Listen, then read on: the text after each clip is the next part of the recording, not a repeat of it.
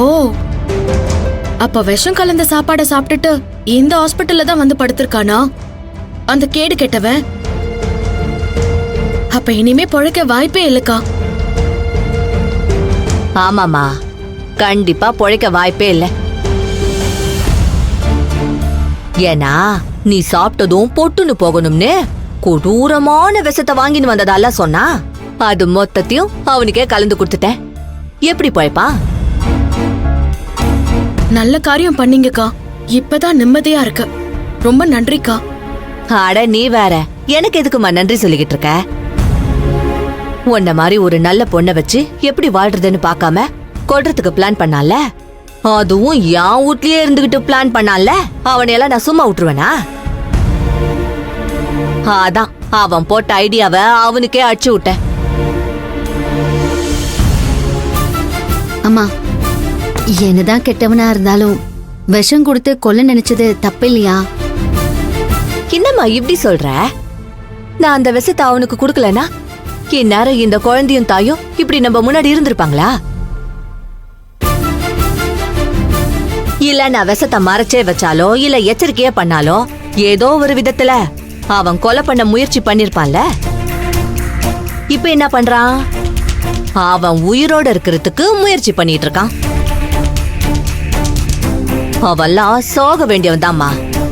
தப்பு செஞ்சவனை தண்டிக்கிறதுக்கு 1000 வழி இருக்கு. அதை விட்டுட்டு ஆண்டவன் கொடுத்த உயிர் எடுக்கிறதுக்கு நமக்கு என்ன உரிமை இருக்கு? என்ன செவந்தி இப்படி சொல்றீங்க? என்ன பொறுத்த வரைக்கும் அவங்க செஞ்சது நல்லதுதான். அவன் என்ன கொல்ல வந்தாங்கறத விடுங்க. என்ன மாதிரி இன்னும் எத்தனை பொண்ணுங்களோட வாழ்க்கையை கெடுத்து நாசம் பண்ணானோ, அதுல எத்தனை பொண்ணுங்க அவமானம் தாங்க முடியாம மன உளைச்சல்ல தற்கொலை பண்ணிக்கிட்டாங்களோ. இதெல்லாம் நமக்கு தெரியலனாலும் கண்டிப்பா நடந்திருக்கும் தானே செவந்தி? கண்டிப்பா நடந்திருக்கும்மா. அவன் சாதாரண ஆளே இல்ல, நிச்சயமா நடந்திருக்கும். இனியும் அவன் உயிரோட இருந்தா எத்தனை பொண்ணுங்களோட வாழ்க்கையை சீரழிப்பானோ. நீங்களே சொல்லுங்க. சத்ரபதி சார் சொல்லி அவனை திருத்துறதுக்கு எவ்வளவோ போராடினீங்க. உங்களால முடிஞ்சுதா? சத்ரபதி சாரே அவனை திருத்துறதுக்கு முயற்சி பண்ணாரு. அவன் திருந்தினானா? இப்பவும் அதே கொலவரியோட தானே சுத்திட்டு இருக்கான். அவெல்லாம் திருந்தவே மாட்டான். அவெல்லாம் எதுக்கு இந்த பூமிக்கு பாரமா? செத்து ஒழியட்டும், விடுங்க. உன்னோட கோவம் எனக்கு புரியுது சிந்து. அதுக்காக அவனை கொல்ல நினைக்கிறது எந்த விதத்திலயும் நியாயம் இல்ல. அப்புறம் அவனுக்கும் நமக்கும் என்ன வித்தியாசம் இருக்கு? இத பாருமா, இவ என்கிட்ட எல்லாத்தையுமே சொல்லிட்டா.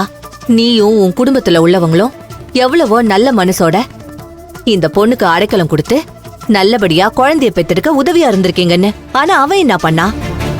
நீங்க சொல்றதெல்லாம் உண்மைதான்.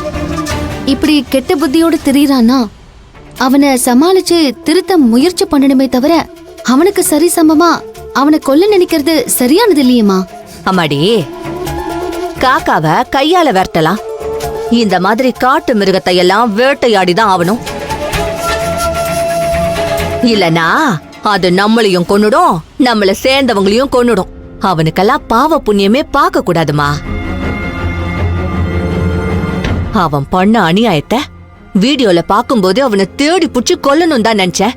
அப்படிப்பட்டவன் என்ன தேடி என் வீட்டுக்கே வந்தப்போ சும்மா விட்டுருவனா? அப்ப கூட அவ்வளவு பெரிய பணக்கார வீட்டு பையன் நம்ம வீட்டுல வந்து தங்குற அளவுக்கு வந்துட்டானே, திருந்திருப்பான்னு தான் நினைச்சேன். ஆனா எப்ப அவன் புள்ளத்தாச்சின்னு கூட பாக்காம விஷம் வச்சு கொள்ள திட்டம் போட்டானோ, அப்பவே அவனை உயிரோட விட்டு வைக்க கூடாதுன்னு நான் முடிவு பண்ணிட்டேன். அதான் அவன் விஷத்தை அவனுக்கே கலந்து கொடுத்துட்டேன். அக்கா, நீங்க எனக்காகட்டும், என்ன மாதிரி கௌதமால பாதிக்கப்பட்ட பொண்ணுங்களுக்கு ஆகட்டும், எல்லாருக்கும் நியாயம் கிடைக்கிற மாதிரி பண்ணிட்டீங்கக்கா. நீங்க எந்த குறையும் இல்லாம 100 வருஷம் நல்லா வாழ்வீங்க. அட 100 வருஷம்லாம் எனக்கு வேணாமா. ஆண்டவ எனக்குன்னு ஒதுக்குன நேரத்தை கஷ்டம் நஷ்டம் இல்லாம நிம்மதியா வாழ்ந்துட்டு போனா அதுவே போதும். இல்லக்கா, பாதிக்கப்பட்ட நானோ என்ன மாதிரி ஒரு பொண்ணோ அவனை பழி வாங்க நினைக்கிறது தான் யதார்த்தம். ஆனா ஒரு பொண்ணு பாதிக்கப்பட்டிருக்கான்னு தெரிஞ்சு அவளுக்கும் நமக்கும் எந்த சம்பந்தமும் இல்லன்னு தெரிஞ்சும் பழி வாங்கிருக்கீங்கல்ல, இந்த மனசு யாருக்குக்கா வரும்? அதுக்கு தான் சொல்றேன். அப்படிலாம் இல்லம்மா. தோ இங்க நிக்குது இந்த பொண்ணு. உன்னை எப்படி அரவணைப்பா வச்சு அவன்கிட்ட இருந்து மீட்டுன்னு வந்திருக்கா. அந்த மாதிரிதான் நல்ல மனசு உள்ளவங்க நிறைய பேர் இருக்கிறாங்க. நல்லவங்களுக்கு கண்டிப்பா நல்லதா நடக்கும். என்ன நான் சொல்றது உண்மைதானே?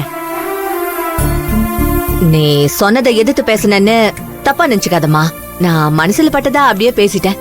இல்லம்மா, நீங்க பேசின வார்த்தைகள் எதுவும் தப்பில்ல.